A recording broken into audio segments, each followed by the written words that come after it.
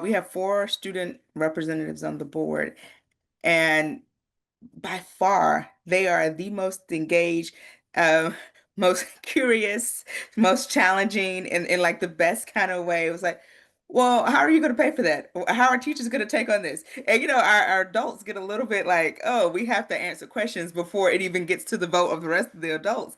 They really have to engage there. But I think it really, for the state board and DC, just is around like aligning around the purpose, the processes, and the people. Long before I got to the DC State Board, the members of the state board and the staff really wanted to find a way, like, how do we make like the policy and the things that we do not be things that are done to students in DC, but done with them, that are co-designed, that are co-owned, that are co-led.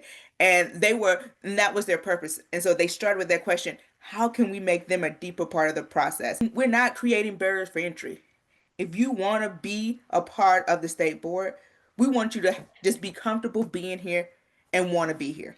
But that becomes part of the process. It's like, how do we get that now? How do we make sure that all of these students and all of their ideas about what's happening around their education, with their education, about their views, gets heard? And so the state board then decided, how do we build this into our bylaws? So now, before anything can be voted on or brought before the state board, it has to go to our student advisory committee to get their input, any edits or questions this is before it gets to the members. So then, if a state resolution or a piece of legislation has some concerns or edit, then the people get to take it back and revise it and maybe present it again.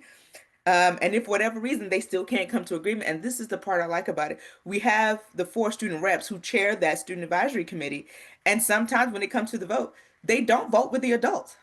They was like, our student advisory committee voted against this. They read their statement on the record. It was this many votes for and against, and they have sincere, legitimate, honest reasons. And I think that sometimes also sways the other adults to either support or not support an issue, because our young people have been incredibly thoughtful about it. Again, you have to show that you are committed to not just hearing from students, but making them equal footing with the adults in the space and being very comfortable with that so that they aren't intimidated and they're encouraged to ask the hard questions. And I think last, which is probably work, is having the right people to help cultivate this energy.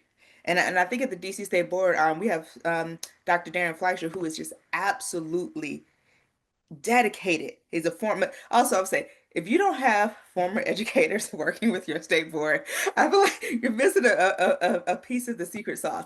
And Dr. Fleischer is just, he knows how to get young people comfortable in their own leadership. So like literally, they plan their agendas. He does not plan the agendas. He's there as a resource and they can bounce questions. He helps structure the other adults so that the young people in the space have what they need to feel comfortable. And I think that has gone a long way to grow our student advisory committee. Because now it's growing not because of all the great work the DC State Board is doing, but now students are hearing about it from their friends. We are getting emails all times of year. Oh, can I be on the student advisory committee? Has it closed yet? Has it opened yet? And so it's becoming an exciting part. And so like now we're setting goals. Like, how do we get a student from every single high school in the district? So it's not just because there are so many issues and so many things that are happening. We really want to make sure that nobody's voice is left on the outside.